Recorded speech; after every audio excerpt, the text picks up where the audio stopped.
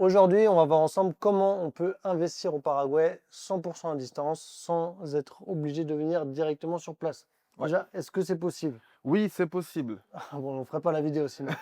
C'est Après, possible, on va rentrer un peu plus dans le détail quand même pour expliquer comment ça se passe. mhm. Alors, il faut savoir qu'ici, au Paraguay, on peut être propriétaire à 100%. D'accord. Déjà, c'est quelque chose de pas forcément rare, mais c'est vrai que dans tout ce qui est pays asiatique, c'est pas toujours le cas. C'est pas toujours le Parfois, cas. il y a besoin de passer par un intermédiaire, ce genre de choses. Exact, Ici, on est vraiment propriétaire à 100%. voilà, sans avoir besoin de créer une société, sans avoir besoin d'être résident du pays, sans avoir besoin de vivre au Paraguay. C'est ça. On peut simplement, avec une carte d'identité française, depuis la France, acheter un bien ici ou un terrain, peu importe, au Paraguay et y être propriétaire à 100%. Et en réalité, c'est plutôt assez facile. Nous, on a déjà des clients qui sont jamais venus au Paraguay, qui sont pas non plus intéressés pour y vivre ou pour faire la résidence ou Ouais. quoi que ce soit, et simplement dans une optique de diversification, Diversification, de sortir son argent d'Europe.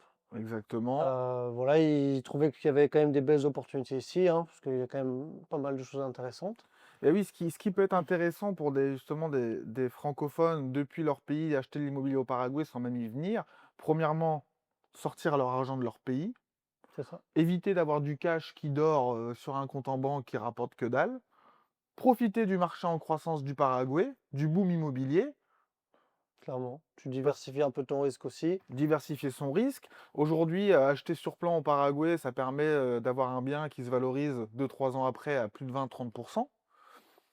Donc c'est des choses qui sont quand même intéressantes et c'est pour ça qu'aujourd'hui, il y a des personnes qui investissent à distance sans même venir. Alors maintenant, on va parler un peu du processus, comment ça se passe. Mhm. Alors on va faire comme une petite étude de cas, je pense que ça peut être pas mal. Ouais, ouais. On va dire, je suis en France, j'ai envie d'acheter un bien immobilier au Paraguay. Quelle est la première étape? Je contacte une agence qui est sur place. Déjà, faut trouver le bien, quoi. Voilà, donc Première chose. c'est ça. Donc imaginons que vous nous contactez directement. Vous allez nous dire, ah bon bah voilà, nous on a besoin, on a 50 000 euros à investir. Qu'est-ce que vous nous proposez? Nous, on va voir en fonction de votre budget les choses qui sont intéressantes. Le but du jeu, c'est pas de vous aiguiller sur n'importe quel type de bien. Le but du jeu, c'est de vous aiguiller sur des biens qui vont être rentables par la suite, qui sont intéressants, qui se différencient des autres biens qu'il y a sur le marché, Mhm. pour pas potentiellement arriver dans quelques années à avoir un bien qui, en fin de compte, est classé comme Ah, suroffre, parce qu'en fin de compte, c'est un il peu va y quelconque, avoir quoi. voilà, un bien quelconque. Donc nous, le but du jeu, c'est vraiment de bien choisir le bien sur place. Et ensuite, on va vous mettre en relation avec le promoteur.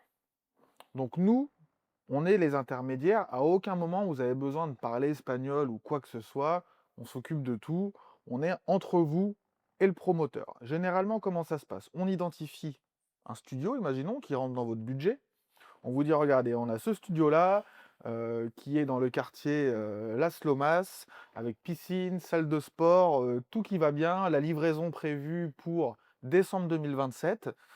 Étage, 15e étage, orientation nord. Si vous voulez acquérir ce bien, vous pouvez dès à présent le réserver. Ça, je Mhm. pense que c'est une notion qui est importante à prendre en compte, parce qu'ici, le marché bouge très vite. Ouais. C'est-à-dire que les biens ne restent pas longtemps en vente. Non, en plus, il y a quand même beaucoup d'investisseurs un petit peu de tous les pays qui arrivent. Donc, quand on va sur les meilleurs projets, c'est vrai que ça se vend en une semaine, 2 semaines. Il y a 80% des appartements qui sont partis. C'est ça, ça part très vite. Donc, Donc le fait de pouvoir réserver votre bien, ça permet de gagner du temps. Pourquoi? Parce que si vous dites, bon, moi, je réserve pas le bien, je veux d'abord qu'on fasse le contrat, que je paye la compte, etc., il va peut-être se passer 2 3 semaines. Pendant ces 2 3 semaines, vous avez 10 chances de perdre le bien. déjà, tu peux le perdre et même entre le moment où tu as décidé de prendre le bien et le moment où tu peux vraiment le signer, potentiellement, le bien a déjà pris 5 000 $ de valeur, quoi. Aussi. Non mais, donc des fois, il faut faire attention, surtout si tu es dans une période où ils vont augmenter les prix. C'est ça. Parce que généralement, les promoteurs, comment ça se passe? C'est qu'il y a un prix de départ, et puis tous les 4 à 6 mois, les prix augmentent. C'est de la valorisation au fur et à mesure que les travaux avancent, C'est simplement. ça, tout à fait. C'est pour ça que des fois, Mhm. par exemple, je vais prendre l'exemple de Soho, Mhm. où So, un studio en décembre, ça valait 49 000 $. Aujourd'hui, ils sont à 56 000 $ en 6 mois de temps. Ouais. Voilà. Donc, ce qui est intéressant à faire, c'est réserver le bien. Comment on réserve le bien? On fait un transfert de 1 000 $ sur le compte directement du promoteur. Et comme ça, ils sortent le bien de la vente, il est réservé. Et à partir de ce moment-là, on a le temps de faire le contrat, de payer la compte, etc. Donc, depuis votre banque française, hein, Ouais. généralement, il n'y a pas trop de soucis. Depuis votre banque française, virement à la banque paraguayenne, 1 000 $. Généralement, les promoteurs ici, ça prend quand même quelques jours pour recevoir ce Oui. transfert. Et c'est quand même des grosses entreprises, donc voilà, qu'il faut qu'ils vérifient. Ça se fait manuellement, c'est pas toujours Ouais. le plus souple, mais bon, en général, c'est reçu en quelques jours. Voilà. Donc vous, dès que vous faites le transfert, vous allez fournir la preuve que vous avez fait le transfert, parce que vont recevoir l'argent que dans quelques jours. Donc vous faites le transfert des 1 000 $, vous allez avoir un récépissé comme quoi le transfert est en route, vous nous envoyez cette preuve, on la transmet au promoteur, le promoteur réserve l'unité pour vous, et maintenant, on a le temps de faire le reste. Ça, du moment que le transfert est envoyé, qu'on a le récépissé, voilà, il n'y a pas besoin qu'ils reçoivent pour que ça soit réservé. C'est déjà réservé. Ouais, Et c'est ça. donc ça, c'est la première étape. Donc, tu parlais d'un budget de 50 000. Est-ce qu'il faut sortir 50 000 quand on veut acheter quelque chose? Non, pas quand on achète sur plan. C'est ça aussi l'avantage au Paraguay, et pour ça que des personnes aussi achètent, c'est qu'on n'a pas besoin de tout payer cash. Donc imaginons, là je sors 1 000 $ pour réserver le bien. Très bien, le bien est réservé. À partir de ce moment-là, on va se mettre d'accord avec le promoteur sur le financement du bien. Donc généralement, comment ça fonctionne ici? 20% d'acompte. Donc je vais payer tout de suite 20% du montant total de l'appartement. Et ensuite, je vais pouvoir échelonner mes paiements sur 24 à 36 mois. Tout dépend de la durée de la construction du bien. C'est ça. Pendant ces 24 à 36 mois, j'ai le choix. Soit je fais des paiements mensuels, soit je fais des paiements trimestriels, ou soit je fais des paiements semestriels. Mhm. Ce que je peux faire aussi, et ce que nous on conseille, c'est de négocier aussi, de payer 10% la remise des clés. Ouais, ça permet d'avoir des mensualités un peu plus faibles. Voilà, ça permet d'avoir des Mhm. mensualités plus faibles sur 24 mois et que quand l'appartement est fini et qu'on vous donne les clés, là vous payez les 10% restants. Sur Veralta, je crois que je suis même à 15% sur Veralta. Il y a certains, tu peux monter à 20%, Ouais, hein. tu peux Ouais, ouais. monter un peu plus. Enfin, les plans de paiement, c'est relativement flexible. Ça va dépendre un petit peu de l'interlocuteur. Chaque entreprise est différente. Ouais, Donc, on vous donnera un petit peu ce qui est possible de faire en fonction du projet qui vous intéresse. Mais c'est quand même relativement flexible, hein. c'est relativement Ouais, flexible. Donc voilà, vous nous communiquez un peu comment vous voulez procéder par rapport à votre plan de paiement. Alors nous, on conseille les personnes qui sont en France de ne pas faire des paiements mensuels parce qu'avec les frais c'est bancaires, ça. les frais bancaires vont augmenter, ça va être moins intéressant. Il faut faire au moins du trimestriel ou du semestriel. Souvent, les banques, c'est des frais fixes par transfert, peu importe la somme. Ouais, Donc, ça veut dire, si tu fais 24 ou 36 transferts, tu vas taper 24 fois les frais, quoi. ouais, c'est ça. Alors que bon, si tu fais tous les 6 mois, tu divises par 6, quoi. C'est déjà un peu mieux. Et bah, le fait de financer comme ça permet de pas tout de suite sortir tout votre argent, mais de payer au fur et à mesure. Donc c'est Ça, intéressant. c'est intéressant. Inversement, pour des gens qui voudraient, voilà, qui auraient peut-être un capital plus important, qui voudraient justement sortir le capital assez rapidement. Moi, j'ai certains clients qui voulaient justement acheter d'un coup. Ouais, Ça permet d'avoir une réduction sur le prix total. Donc, exactement. c'est quand même intéressant aussi. Généralement, alors c'est pas une règle, hein, mais tu peux avoir environ 5% Ouais, de à remise peu près, ouais. sur le prix total de l'appartement si tu payes en une fois. C'est ça. Donc voilà, on a payé les 1 000 $, on a réservé le bien. Mm. Ensuite, on s'est mis d'accord par rapport au plan de paiement. Ok, très bien, je vais payer 20% d'acompte, je vais payer 10% la remise des clés, et pendant les 24 mois, je vais faire des paiements trimestriels. C'est ça. Très bien, le promoteur va vous faire une petite feuille comme ça pour vous expliquer tout ça. On valide, on écrit le contrat, vous validez le contrat, hop, on signe. Alors généralement, c'est signature électronique, hein, ça se fait assez bien Ça maintenant. va, ça dépend. En général, c'est souvent comme ça, ouais. Il y a encore quelques promoteurs qui travaillent un peu à l'ancienne où ils vous envoient le contrat en France, vous le recevez en France, vous le signez, vous le renvoyez au Paraguay, mais ils commencent à arrêter de le faire. Ça s'améliore Ça au fur et à s'améliore. mesure. Et, D'ailleurs, il y avait un promoteur avec qui on travaille beaucoup qui était comme ça, qui a changé depuis 2 semaines. ouais, c'est ça. Maintenant, c'est bon, on peut signer directement Oui. Et électroniquement. même si c'est en physique, honnêtement, ça reste simple. Oui, ça reste. Mais bon, c'est vrai qu'en numérique, c'est quand même C'est plus rapide. plus simple. c'est plus rapide. clairement. Donc, on se met d'accord sur le contrat est correct, on signe le contrat. À partir de ce moment-là, on peut payer les premiers 20% d'acompte. C'est ça. Même chose, transfert sur le compte du promoteur directement ici au Paraguay. C'est ça. Et après, de toute façon, il faut juste suivre le plan de paiement. Sur le plan de paiement, il y a les dates qui sont écrites pour chaque mensualité. Ouais, Donc, simplement, suivre les dates. Quand la date arrive, on envoie. Voilà.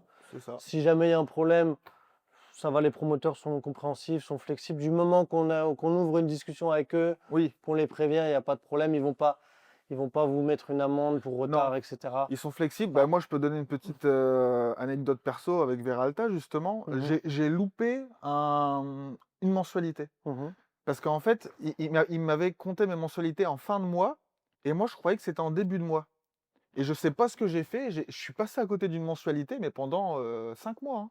Ouais. Pendant 5 mois, j'avais une mensualité de retard. Ils me disaient rien.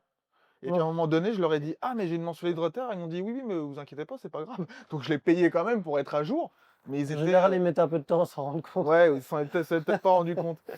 Mais donc voilà, ils sont quand même assez flexibles. C'est pas parce que vous avez 2 jours de retard, qu'ils vont vous appeler tous les jours non plus, c'est pas comme ça. Bien sûr, faut faire ça dans les règles, faut être honnête, parce que, si vous arrêtez de payer au bout de 6 mois, bah, l'appartement, c'est pas le vôtre, hein. Et après, bon, il y a des règles, on pourra en parler au cas par cas s'il y a des gens qui veulent acheter, mais il y a des règles précises dans le contrat au niveau des retards de paiement, etc. Ouais. C'est des règles normales qui sont censées protéger chaque partie, hein. Mmh. C'est juste un contrat, quoi. C'est ça. Euh, Après, les règles ne sont pas appliquées bêtement, on va dire. Du moment qu'on prévient, qu'on communique, il n'y a pas de souci, ils sont compréhensifs, ils savent que c'est quand même des investisseurs internationaux, Mmh. que parfois les banques, c'est pas toujours compliqué, en général ça va, mais il peut se passer des choses parfois. Des fois, il y a des banques qui peuvent refuser un transfert parce que C'est ça va au ça, Paraguay, et puis après, bon, expliquer à la banque: «Non, non, mais j'ai acheté un appartement au Paraguay», puis ils débloquent. c'est ça. Des Il y a fois, ça certains peut pays qui arriver. sont plus ou moins blacklist par le Paraguay, enfin, ils travaillent pas vraiment ensemble. Donc si tu as une Oui, banque, d'ailleurs, c'est quel pays? On va le dire, Bulgarie apparemment, Bulgarie, voilà. ça passe pas toujours. Si vous avez des comptes en Bulgarie et vous voulez faire des virements depuis la Bulgarie au Paraguay, il y a de fortes chances que Parfois ça marche, mais parfois parfois, ça marche pas. bon voilà, il y a de fortes chances que ça passe pas. Donc voilà, mais honnêtement, voilà, toutes les clauses du contrat, de toute façon aussi on peut l'expliquer quand il y a le contrat, bah, on vous l'envoie, vous regardez un petit peu tout, et après si vous avez des questions précises, nous on est là justement pour vous Oui, expliquer point par point comment est-ce que ça fonctionne, pourquoi est-ce que telle clause elle dit ça. Bon, parfois ça peut faire peur parce que c'est des termes un peu juridiques, etc. oui, Parfois on se dit, bah attends, cette clause elle n'est pas du tout justifiée. Mais en fait, c'est juste qu'on ne connaît pas forcément le fonctionnement qu'il y a derrière. ouais, C'est des choses très classiques. Les contrats, c'est quasiment tout le temps les mêmes. ouais, Il n'y a rien de surprenant, hein. Il n'y a pas de c'est grosse ça. surprise dans un contrat. Mais du coup, on est là, nous, pour vous expliquer s'il y a des points justement que vous n'avez pas très bien compris ou que vous doutez, etc. Donc, j'ai payé la compte, le plan de paiement est en route. Est-ce que je suis déjà propriétaire du bien? Bah, techniquement, le contrat est suffisant pour être propriétaire. Après, il va manquer le titre de propriété, Voilà. mais le contrat fait déjà foi, on est déjà officiellement propriétaire. Et à quel moment j'ai le titre de propriété du coup? Donc le titre de propriété, donc là on parle uniquement des biens sur plan.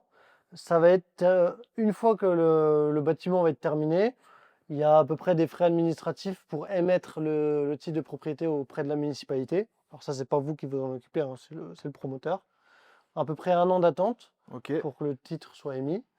Et donc au bout d'un an, vous aurez un message du promoteur qui vous dira, voilà, il va falloir récupérer votre titre de propriété. Il faut aller chez le notaire pour ça, payer environ, ça va dépendre, mais environ 3% du prix total du bien, le notaire au Paraguay. notaire au Paraguay. Et donc on paye transfert du titre, simplement du promoteur bah, vers vous-même. Mm. Et donc là, on a officiellement le titre entre les mains, mais le contrat fait déjà foi pour Oui. dire que ça nous appartient. Tu peux, même sans avoir le titre déjà entre les mains, vous pouvez déjà revendre votre bien, Ouais, ouais. si vous le En voulez. fait, c'est un contrat de cession. Oui, voilà. Tu cèdes pas le titre parce que tu l'as pas, Mm. mais tu cèdes ton contrat de possession de l'immeuble, quoi. Voilà.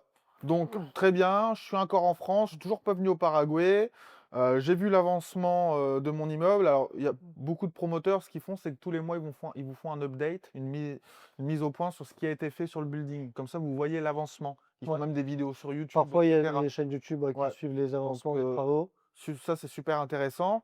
Le bien est livré, le bien est fini. Moi, je suis toujours en France. Bah, le bien, j'ai bien envie qu'il me rapporte un peu d'argent. Donc, je vais le mettre sur Airbnb. Comment je fais si je suis encore en Bah, France? si on est en France, bon, ça va être compliqué. Évidemment, c'est mieux d'avoir des partenaires sur place. Donc nous, par exemple, on fait de la gestion locative. Donc si vous voulez nous laisser le bien, alors, bon, il y a plein d'autres entreprises qui le font également.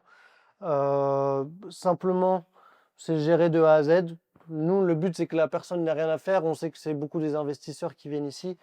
Donc le but, c'est d'avoir une gestion vraiment complète, Mmh. sans qu'il y ait des allers, des retours, des messages inutiles. Euh, donc tout est encaissé sur la société de gestion.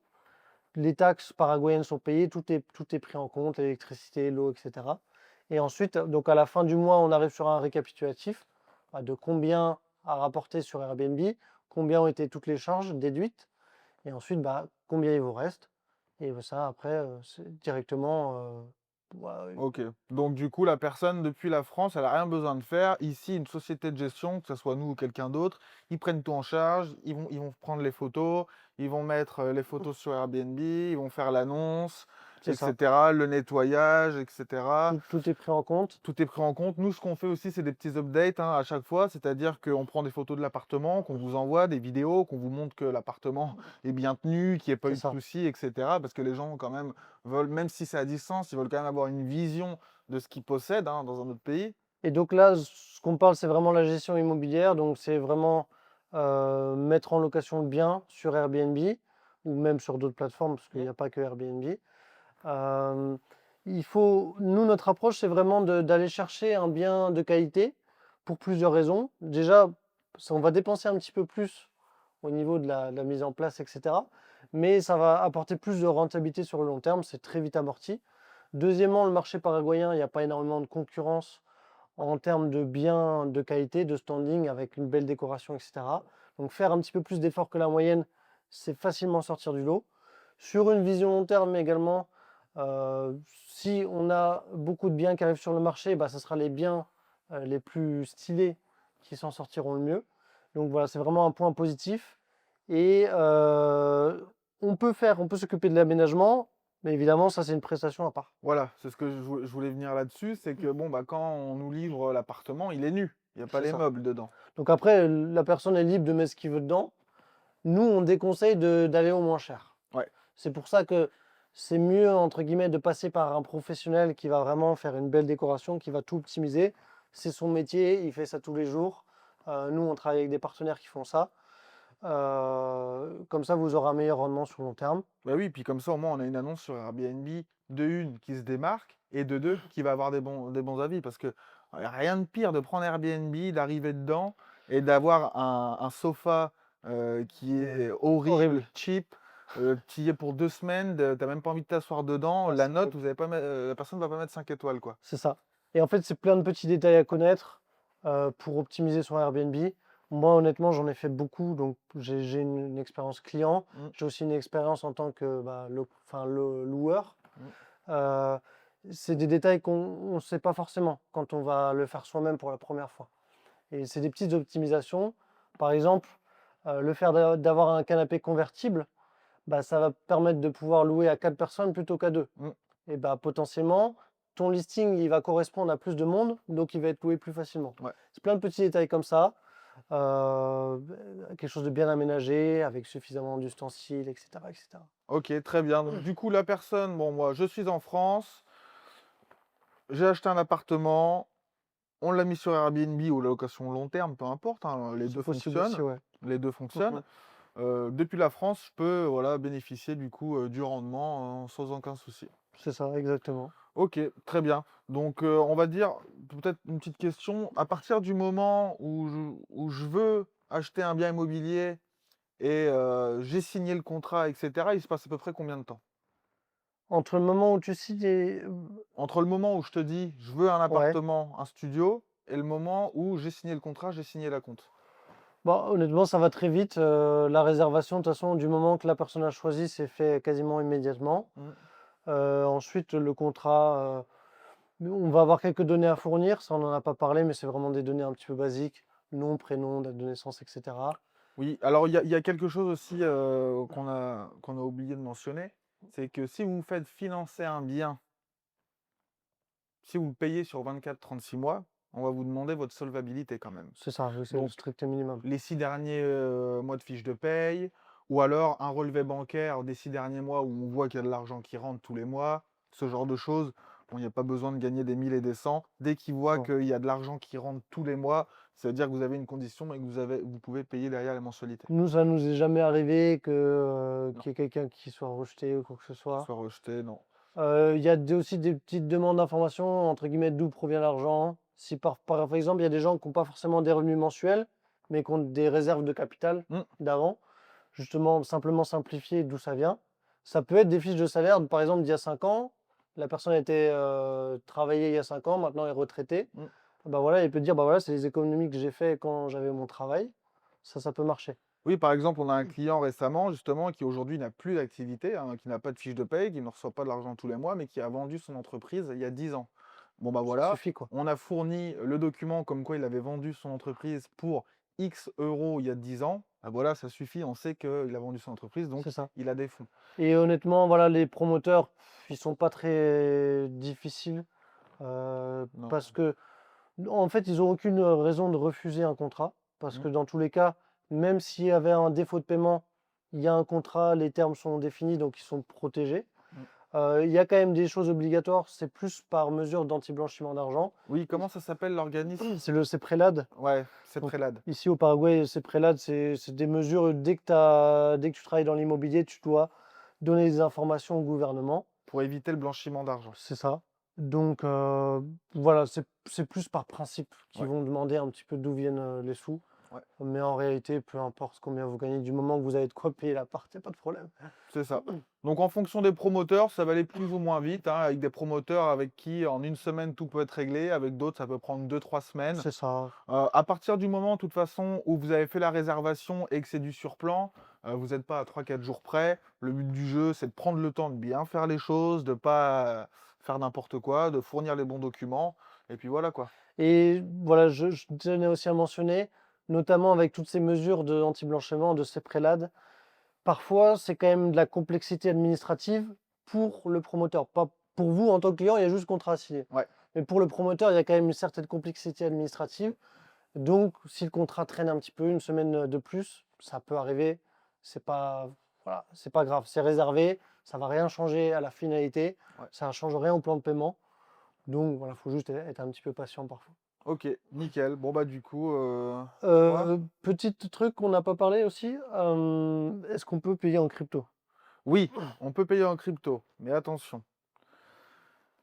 Si vous payez en crypto, généralement, il va y avoir une majoration de Entre 3 et 5. entre 3 et 5% du prix du bien parce que vous payez en crypto, C'est ça. premièrement. Deuxièmement, si vous payez en crypto, vous n'allez pas pouvoir faire des paiements mensuels ou trimestriels. S'il y a paiement crypto, ça veut dire qu'il faut payer l'appartement cash. Cash. Ou Et alors, alors, juste l'entrée. vous pouvez 30%. négocier de payer seulement la première partie en crypto, imaginons 20, 30, 40% en crypto, et le reste après en dollars, peu importe, Mhm. tac, tous les mois, tous les 3 mois. C'est ça. Donc, c'est quand même vachement pratique pour Ouais. les gens qui ont de la crypto, qui veulent pouvoir payer directement sans devoir faire du cash out, etc. Quelques contraintes, mais c'est pas bien méchant. Ouais. Honnêtement, c'est plutôt bien accepté. Très bien, on a fait le tour. Est-ce qu'il y avait quelque chose d'autre que vous voulez Ben, mentionner? je pense qu'on a fait le tour. Comme vous pouvez voir, honnêtement, c'est plutôt simple. Nous, on a déjà plusieurs clients qui sont, comme je le disais au début de la vidéo, qui sont jamais venus ici, Ouais, qui n'ont pas forcément l'intérêt de venir, ouais, mais pour autant qui ont investi, parce Qui ont qu'ils investi estiment que le du marché temps. n'est pas du potentiel, et c'est le C'est cas, ça. honnêtement. Ouais, c'est ça. Si vous voulez une présentation un peu plus détaillée sur le marché immobilier au Paraguay, on vous montre quelques projets, on vous montre des tableaux de rentabilité, Airbnb, location long terme, etc. Allez voir dans la description, c'est le premier lien. Et puis sinon, on se dit à bientôt pour une prochaine vidéo. Ça marche, à bientôt. Ciao!